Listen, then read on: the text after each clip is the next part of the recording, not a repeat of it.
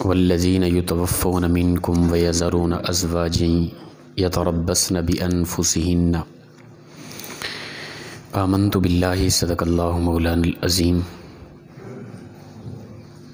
معزز و مکرم سامعین، کروڑا بار شکر ہے اس پروردگار عالم کا کہ جس نے آج کی صبح ہمیں پھر سے زندگی عطا فرمائی اور ہمیں یہ سعادت اور توفیق دی کہ ہم اپنے پروردگار کے ہاں آ کر سجدہ ہوئے۔ اللہ تعالیٰ ارشاد فرماتا ہے والذین یتوفون منکم ویذرون ازواجا، فرمایا وہ لوگ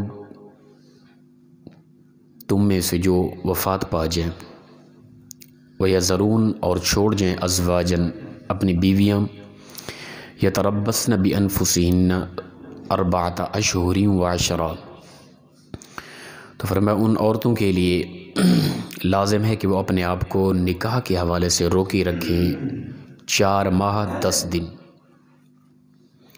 یہ مسائل بیان ہو رہے تھے عدت کے اور طلاق کے مسائل۔ فرمایا کہ جن کے شوہر فوت ہو جائیں وہ عورتیں اپنے آپ کو 4 ماہ 10 دن روکے رکھیں نکاح کے لیے۔ بیوہ عورت کی عدت 4 ماہ اور 10 دن ہے، یاد رکھیں۔ مطلقہ کے متعلق پہلے گزر چکا ہے کہ وہ 3 ماہ ہے، جس کو طلاق دی گئی عورت کو 3 ماہ تک وہ عدت اس کی ہے، وہ اپنے آپ کو روکے رکھے گی۔ اور جو بیوہ ہے جس کا شوہر فوت ہو گیا ہے اس کے لیے لازم ہے کہ وہ 4 ماہ 10 دن، اس کے اندر سوگ بھی آ جاتے ہیں اور عدت کے ایام بھی مکمل آ جاتے ہیں۔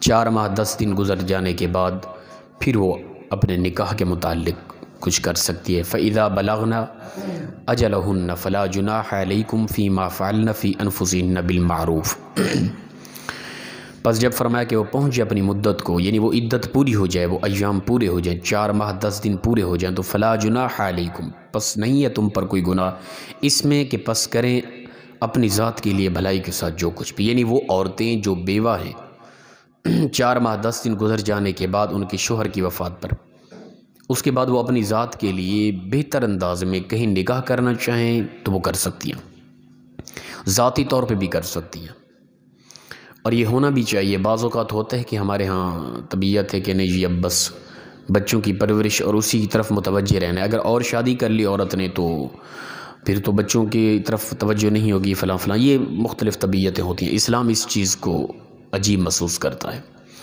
اسلام کا نہیں بلکہ زندگی مرد کی اور عورت کی تنہا زندگی نہیں ہے، مرد اور عورت کے آپس کی مل کر زندگی، اس میں حسن ہے، اسی میں آرام اور سکون ہے۔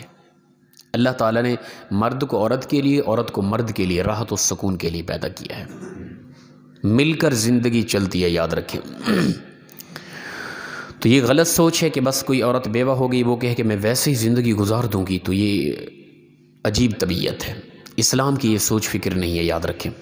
عورت کو یہ اسلام نے اجازت دی ہے، اتھارٹی دی ہے کہ عورت خود اپنی ذات کے لیے بہتر انداز میں وہ سوچ سکتی ہے نکاح کے حوالے سے۔ واللہ بما تعملون خبیر، اور اللہ تمہارے ہر کیے کی خبر رکھتا ہے، جو کچھ بھی تم کر رہے ہو نا اس کی وہ خبر رکھتا ہے۔ تو عدت کے حوالے سے جو مطلقہ عورت ہے نا، جسے طلاق دی گئی، اس کی عدت 3 ماہ ہے، 3 حیض وہ اپنے آپ کو روکے رکھے گی، اس کے بعد وہ نکاح کر سکتی ہے۔ بیوہ جو ہے جس کا شوہر فوت ہو گیا ہے اس کے لیے 4 ماہ 10 دن ہے۔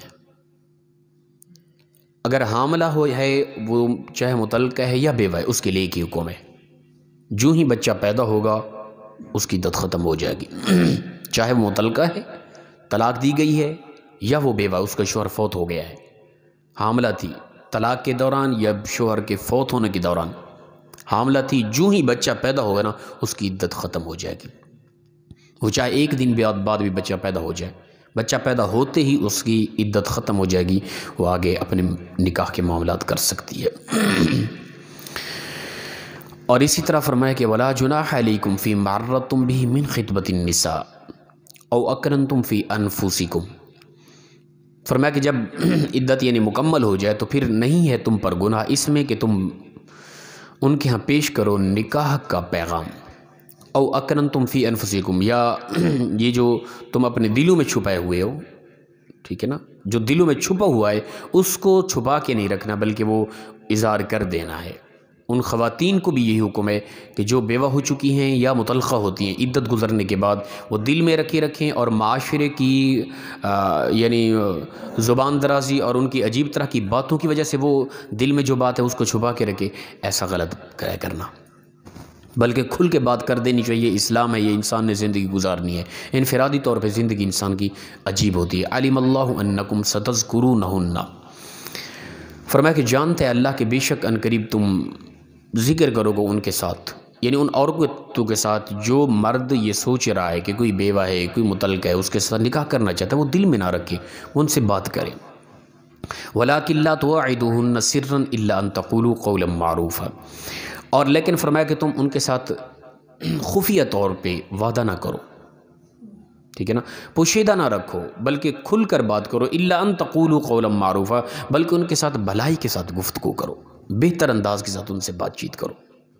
بیوہ عورت، مطلقہ عورت، ان کی کوئی عزت و وقار نہیں ہوتی۔ ہمارے ہاں معاشرے کے اندر یہ قبل از اسلام یہ طبیعت تھی لوگوں کی، اسلام کے بعد ایسا ایک رسول اللہ صلی اللہ علیہ وسلم نے نمونہ پیش کیا۔ اللہ کے نبی صلی اللہ علیہ وسلم کی ٹوٹل 11 شادیاں ہیں، ان میں سے ایک بیوی حضرت ام المؤمنین ام عائشہ صدیقہ جو کنواری تھی جن کے ساتھ نکاح کیا، باقی ٹوٹلی مطلقہ تھی یا بیوہ تھی۔ اللہ کے نبی صلی اللہ علیہ وسلم کی یہ سنت ہے، اللہ کے پیغمبر نے آ کے وہ سوچ، وہ فکر، وہ عجیب طبیعت کے بیوہ اور مطلقہ سے نفرت، اس چیز کو ختم کیا اسلام نے۔ ہمارے ہاں معاشرے میں یہ چیز پائی جاتی ہے ابھی تک بھی، اور یہ بالکل غلط سوچ ہے، اسلام کے بالکل برعکس ہے۔ فرمایا بھلائی کے ساتھ ان کے ساتھ معاملات کرو۔ وَلَا تَعْزِمُوا عُقْدَةَ النِّكَاحِ، فرمایا کہ تم اس وقت پکا ارادہ نکاح کا نہ کرو ان کے ساتھ یہاں تک کہ حتیٰ یبلغ الکتاب اجلہ، یہاں تک کہ ان کی جو مدت کی اپنا عدت کے ایام ہے وہ پورے ہو جائیں، اس سے پہلے ان سے تذکرہ نہ کرو، یہ بھی ناجائز ہے۔ ابھی عدت میں عورت اور نکاح کے متعلق وہ خود عورت سوچنے لگ جائے یا کوئی ان کو پیغام بھیج دے، یہ بھی شریعت کے خلاف ہے، غلط ہے۔ عدت کے ایام میں، اچھا عدت کے حوالے سے یہ بھی ہے کہ ہمارے ہاں کچھ معاشرے میں یہ پایا جاتا ہے کہ جو عورت عدت میں بیٹھی ہے نا، وہ نہ باہر نکل سکتی ہے، نہ کوئی کسی حوالے سے بھی وہ کوئی تعلق، ایسا نہیں ہے۔ مین چیز ہے نکاح سے رکے رہنا۔ عدت کا مین مطلب کیا ہے؟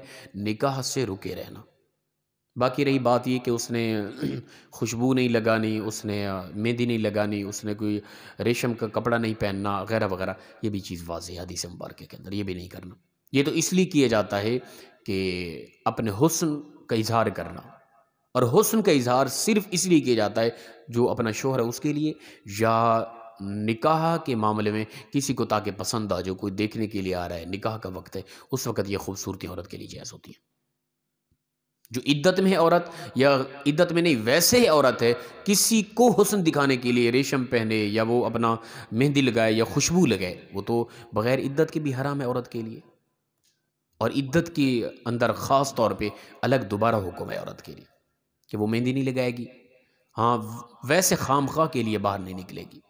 اگر کوئی مجبوری ہے، بیوہ عورت ہے، کوئی کمانے والا نہیں ہے، وہ باہر ملک کو نکل کر وہ مزدوری کرتی ہے، اس کے لیے جائز ہے باہر نکلنا، کوئی خاص حرج نہیں ہے۔ تو فرمایا کہ عدت کے دوران یہ جائز نہیں ہے کہ نکاح کا پیغام ان کو دیا جائے۔ وَاعْلَمُوا أَنَّ اللَّهَ يَعْلَمُ مَا فِي أَنفُسِكُمْ فَاحْذَرُوا، اور جان لو کہ بے شک اللہ جانتا ہے جو کچھ تمہارے دلوں میں ہے، اللہ تمہارے دلوں کے راز جانتا ہے، وہ تمہاری ساری حقیقتوں کو جانتا ہے۔ فَاحْذَرُوا، اللہ سے ڈرو، تم احکام کے حوالے سے اللہ سے ڈرتے رہو۔ ہم ان معاملات کے اندر کوئی بیوہ ہو گئی، کوئی مطلقہ ہو گئی، اس کی کیا عزت و وقار ہے، اس طرف تو ہماری توجہ ہے ہی نہیں اسلام کے حوالے سے نا، تو لہٰذا ان خواتین کو عزت دینی چاہیے جو بیوہ ہو چکی، جو مطلقہ ہے، ٹھیک ہے نا۔